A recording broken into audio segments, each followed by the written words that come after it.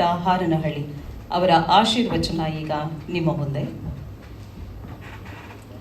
ಈ ಸಿಂಹಪುರಿಯ ಸಿಂಹ ಚಲನಚಿತ್ರ ಅತ್ಯಂತ ಸುಂದರವಾಗಿ ನೈಜ ಕಥೆಯ ಆಧಾರದ ಮೇಲೆ ಜನಮನವನ್ನು ಮುಟ್ಲಿ, ಜನಮನ ಇದನ್ನು ನೋಡಿ ತಣಿಸಿ ಜೀವನ ತಿದ್ದುಕೊಂಡು ಮಾರ್ಗದರ್ಶನ ಮಾಡಲಿ ಅಂತ ಹೃದಯ ಹಾರೈಸ್ತೇವೆ.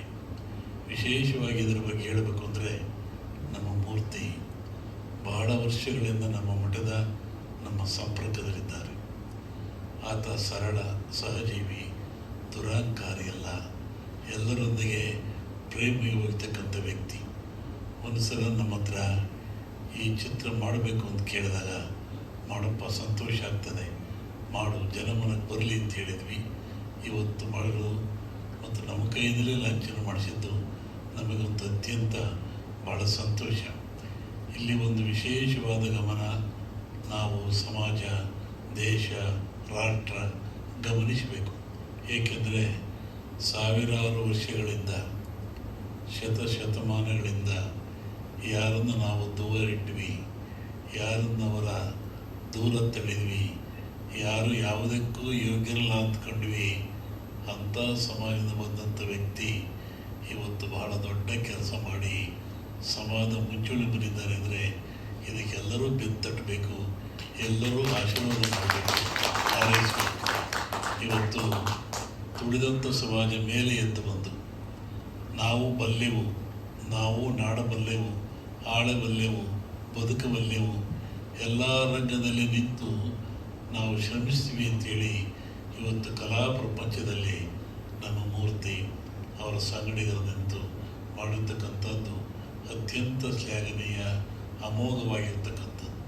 ಬುದ್ಧಿಯುಳ್ಳವರು ಮಾಡೋದು ದೊಡ್ಡದಲ್ಲ, ಜ್ಞಾನಿಗಳು ಮಾಡೋದು ದೊಡ್ಡದಲ್ಲ, ವಂಶಪಾರ ಬಂದಂಥ ಪರಂಪರೆಯರು ಮಾಡೋರು ಬಂದದ್ದಲ್ಲ.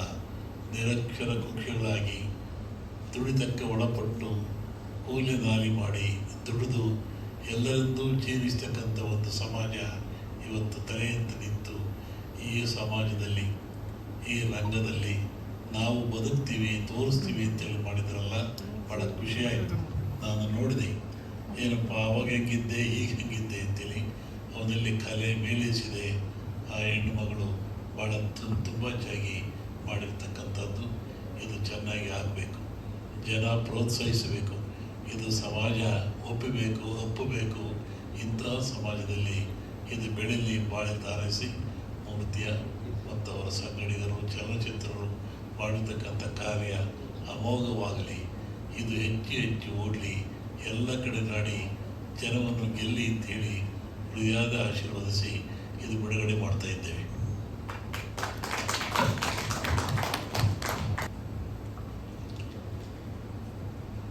ವೇದಿಕೆಯ ಮೇಲೆ ಇರ್ತಕ್ಕಂಥ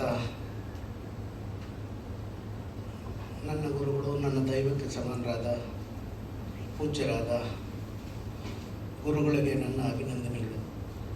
ನಾನು ಈ ಕಾರ್ಯಕ್ರಮವನ್ನು ಮಾಡಬೇಕಂತ ಹೋಗಿ ಕೇಳಿದಾಗ ನಾನು ಬರ್ತೀನಿ ನಡೆಯೋ ಅಂತೇಳಿ ನನಗೆ ಆಶೀರ್ವಾದ ಮಾಡಿದ್ರು. ಇವತ್ತು ನನಗೆ ತುಂಬ ಸಂತೋಷ ಆಗ್ತಾಯಿದೆ. ನನ್ನ ಗುರುಗಳು ಬಂದು ನನಗೆ ಆಶೀರ್ವಾದ ಮಾಡಿರೋದ್ರಿಂದ ನನಗೆ ಅತ್ಯಂತ ಸಂತೋಷವಾಗ್ತಾ ಇದೆ. ಈ ಸಿಂಹಪುರಿಯ ಸಿಂಹ ಎಂಬ ಸಿನಿಮಾ ನಾವು ಒಂದು ಹಿಂದಿನ ಚರಿತ್ರೆಯನ್ನು ಆಧರಿಸಿ ನಾವು ಈ ಸಿನಿಮಾ ಮಾಡಿದ್ವಿ. ಏಕೆಂದರೆ ನಮ್ಮ ಮನೆ ದೇವರ ಒಂದು ಇತಿಹಾಸವನ್ನು ಹಿಡ್ಕೊಂಡು ಆಕೆಯ 1200 ವರ್ಷಗಳ ಹಿಂದಿನ ಒಂದು ಆಧಾರಿತ ಕಥೆಯನ್ನು ಇಟ್ಕೊಂಡು ಈ ಸಿನಿಮಾನ ಮಾಡಬೇಕಂತೇಳಿ. ಯಾಕಪ್ಪ ಅಂದರೆ ನನ್ನ ತಾಯಿಯನ್ನು ಎಲ್ಲೋ ಒಂದು ಕಡೆ ನಾನು ಪ್ರತಿಷ್ಠಾಪನೆ ಮಾಡಿದೆ. ಆ ತಾಯಿನ ಸಾವಿರಾರು ಕಣ್ಣುಗಳು ನೋಡಬೇಕಂತ ನನ್ನ ಆಸೆ ಇತ್ತು.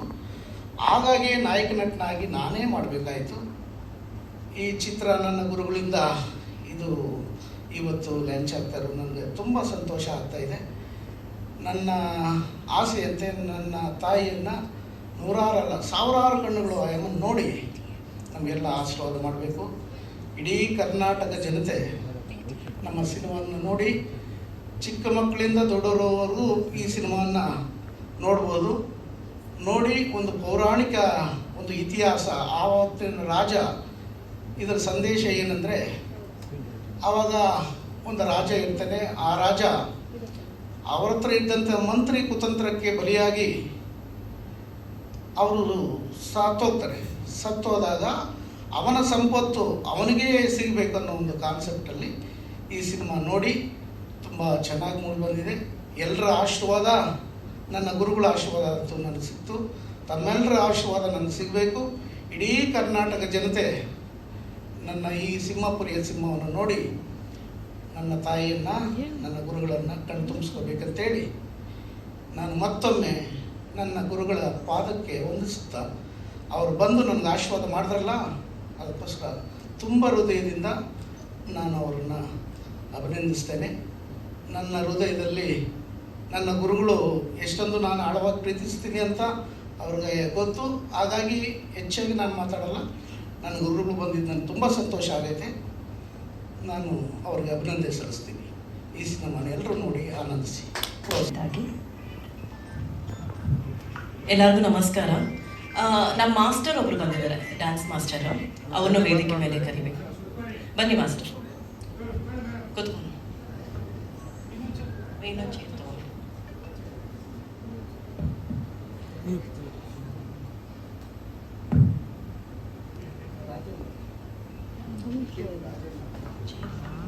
ಹಾಗೆ ಲಗ್ಗೆರೆ ರಾಜಣ್ಣ ಅವರು ಕೂಡ ವೇದಿಕೆ ಮೇಲೆ ಆಗಮಿಸಬೇಕು ಅಂತ ಕೇಳ್ಕೊಳ್ತಾ ಇದ್ದೀನಿ.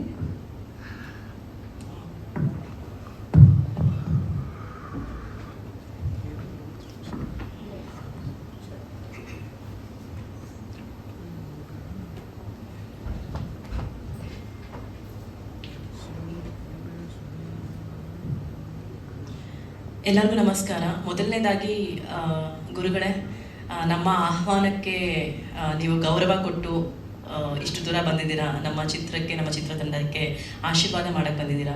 ನಿಮಗೆ ನಮ್ಮ ಚಿತ್ರತಂಡದಿಂದ ತುಂಬ ಹೃದಯದ ಅಭಿನಂದನೆಗಳು. ತುಂಬ ಖುಷಿ ಆಗ್ತದೆ, ಯಾಕಂದರೆ ಸಿಂಹಪುರಿಯ ಸಿಂಹ ಬಂದು ಆಲ್ಮೋಸ್ಟ್ 1 ಡಿಕೇಡ್ ಆಯಿತು ಅಂತಲೇ ಹೇಳಕ್ಕೆ ಇಷ್ಟಪಡ್ತೀನಿ. ಈ ಸಿನಿಮಾ ಬಜೆಟ್ಟು ನಿಮಗೆ ಟ್ರೇಲರಲ್ಲಾಗಲಿ ಸಾಂಗ್ಸಲ್ಲಾಗಲಿ ಎದ್ದು ಕಾಣಿಸ್ತಾ ಇದೆ. ತುಂಬ ತುಂಬ ರೆಸ್ಟ್ರಿಕ್ಷನ್ಸ್, ಸ್ವಲ್ಪ ಫಂಬಲಾಗಿ ತುಂಬ ರೆಸ್ಟ್ರಿಕ್ಷನ್ಸ್ ಬಂತು, ತುಂಬ ಪ್ರಾಬ್ಲಮ್ಸ್ ಆಯಿತು ನಮ್ಮ ಪ್ರೊಡ್ಯೂಸರ್ಗೆ. ಈ ಸಿನಿಮಾ ಮುಂಚೆ ಶುರು ಮಾಡಿದಾಗ ಬಜೆಟ್ ಶೂಟಪ್ ಆಯಿತು. ನಾನು ಒಬ್ಬಳು ನಿರ್ಮಾಪಕಿ ಹಾಗೆ ನಟಿ ಆಗಿರೋದ್ರಿಂದ ನನಗೆ ನಿರ್ಮಾಪಕಿ ಆದಮೇಲೆ ಗೊತ್ತಾಯಿತು ಬಜೆಟ್ ಅಂದರೆ ಏನು ಸಿನಿಮಾ ಅದು ಅಂತ ಹೇಳಿಬಿಟ್ಟು. ಬಜೆಟ್ ಶೂಟಪ್ ಆಯಿತು. 10 ರೂಪಾಯಿ ಇರೋ ಕಡೆ 100 ರೂಪಾಯಿ ಆಯಿತು. ಆದರೂ ಆ ಮನುಷ್ಯ ಬಿಡಲಿಲ್ಲ. ಅವರು ಒಂದು ಮಾತು ಹೇಳಿದ್ರು, ನಾನು ಯಾಕೆ ಈ ಸಿನಿಮಾದಲ್ಲಿ ನಾಯಕ ನಟನಾಗಿ ಅಭಿನಯಿಸಿದ್ದೀನಿ ಅಂತ ಹೇಳಿ.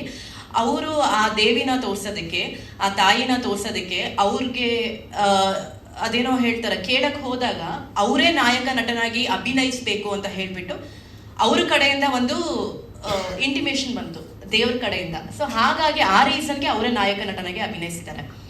ಸೊ ಇಷ್ಟೆಲ್ಲ ಕಷ್ಟಗಳ ಮುಖಾಂತರನೂ ಅವರು ಇವತ್ತು ಸಿನಿಮಾ ರಿಲೀಸ್ ಮಾಡ್ತಿದ್ದಾರೆ ತುಂಬ ವರ್ಷಗಳಾದ್ಮೇಲೆ. ಇದು ತುಂಬ ಖುಷಿ ತರುವಂಥ ವಿಷಯ. ಅದಕ್ಕೆಲ್ಲ ನಮ್ಮ ಸಪೋರ್ಟ್ ಆಗಲಿ, ನಿಮ್ಮ ಸಪೋರ್ಟ್ ಆಗಲಿ ಬೇಕೇ ಬೇಕು. ಆಮೇಲೆ ನನಗೆ ತುಂಬ ಜನ ಫೋನ್ ಮಾಡ್ತಿದ್ರು, ಮೆಸೇಜಸ್ ಮಾಡ್ತಾಯಿದ್ರು, ಮೇಡಮ್ ಏನು ಮೇಡಮ್ ನೀವು ಈ ಸಿನಿಮಾದಲ್ಲಿ ಆ್ಯಕ್ಟ್ ಮಾಡಿದ್ದೀರಾ, ಏನು ಯಾಕೆ ಅಂತೆಲ್ಲ ಕೇಳ್ತಾಯಿದ್ರು. ಸರ್, 15 ವರ್ಷ ಆಯಿತು ನಾನು ಇಂಡಸ್ಟ್ರಿಗೆ ಬಂದು. ನಾನು ಹಸ್ವಿರೋ ಕಲಾವಿದೆ. ನಾನು ದಯವಿಟ್ಟು ಇದನ್ನು ಫೋಕಸ್ ಮಾಡಿ ನೋಡ್ಕೊಳ್ಳಿ. ನಾನು ತುಂಬ ಹಸ್ವಿರೋ ಕಲಾವಿದೆ. 15 ವರ್ಷ ಆದರೂ ನನಗೆ ಒಂದು ಬ್ರೇಕು ಇಂಡಸ್ಟ್ರಿಯಲ್ಲಿ ಸಿಕ್ಕಿಲ್ಲ. ನನಗೆ ಅಂತ ಬರೋ ಸಿನಿಮಾಗಳನ್ನ ನಾನು ಯಾವುದು ತಳ್ಳಲ್ಲ ಸರ್. ಯಾಕಂದರೆ ಹಸ್ವಿರೋ ಕಲಾವಿದೆಗೆ ಚಿತ್ರಾನ್ನ ಕೊಟ್ಟರು ಸರಿ, ಬಿರಿಯಾನಿ ಕೊಟ್ಟರೆ ಇನ್ನೂ ಖುಷಿ, ಹೊಟ್ಟೆ ತುಂಬ ತಿಂತೀನಿ.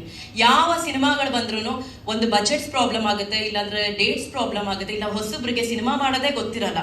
ಸೊ ಇಷ್ಟೆಲ್ಲ ಒಂದು ಪ್ರಾಬ್ಲಮ್ಸ್ ಇದ್ರು ನಾನು ಸಾಲ್ವ್ ಮಾಡ್ಕೊಂಡು ನಾನು ಸಿನಿಮಾ ಮಾಡ್ತೀನಿ ಅಂತ ಕಲಾವಿದೆ ನಾನು.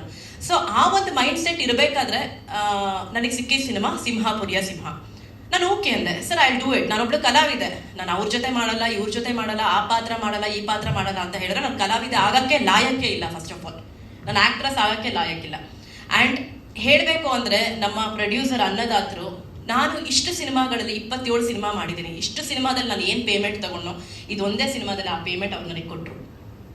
4-5 ಸಿನಿಮಾ ಪೇಮೆಂಟ್ ಇದೊಂದು ಸಿನಿಮಾದಲ್ಲಿ ನನಗೆ ಕೊಟ್ಟರು. ಆ್ಯಕ್ಚುಲಿ ಅಲ್ಲ, ಅವ್ರ ಜೊತೆ ಆ್ಯಕ್ಟ್ ಮಾಡೋದು ಕನ್ವಿನ್ಸ್ ಮಾಡಿದ್ರು ಅಂತಲ್ಲ ಹೇಳ್ತಾ ಇರೋದು, ಯಾಕಂದರೆ ಆ ಟೈಮಲ್ಲಿ ಆ ಕಷ್ಟದಲ್ಲಿ ಅವ್ರು ನಮಗೆ ಸಹಾಯ ಮಾಡಿದ್ರು. ಸೊ ಇದೊಂದು ಕ್ಲಾರಿಟಿ ಕೊಡ್ತೀನಿ, ಯಾಕಂದ್ರೆ ನಂಗೆ ತುಂಬ ಟ್ರೋಲ್ಸ್ ಬರ್ತಿದೆ, ಸಿಕ್ಕಾಪಟ್ಟೆ ಟ್ರೋಲ್ಸ್ ಆಗಲಿ ಎಲ್ಲ ಮೆಸೇಜಸ್ ಆಗಲಿ ಬರ್ತಿದೆ. ಎಲ್ಲೋ ಒಂದು ಕಡೆ ಭರವಸೆ ಸರ್. ಏನಂತ ಹೇಳಿದ್ರೆ ಯಾವುದಾದ್ರೂ ಒಂದು ಸಿನಿಮಾ ನನಗೆ ಯಾವ ರೀತಿಯಿಂದನಾದ್ರೂ ಬ್ರೇಕ್ ಕೊಡಬಹುದಾ, ಒಂದು ರಾಜಾಹುಲಿ ತರ, ಒಂದು ಶಕ್ತಿ ತರ, ಒಂದು ರಾಗಿಣಿ IPS ತರ, ಈ ತರ ಒಂದು ನನಗೆ ಬ್ರೇಕ್ ಸಿಗ್ಬಹುದು ಅನ್ನೋ ಒಂದು ಚಿಕ್ಕ ಕನಸು ನನಗಷ್ಟೇ. ಅದೇ ರೀಸನ್ ಇಂದ ನಾನು ಯಾವ ಸಿನಿಮಾನು ಬಿಡಲ್ಲ. ಸೆಕೆಂಡ್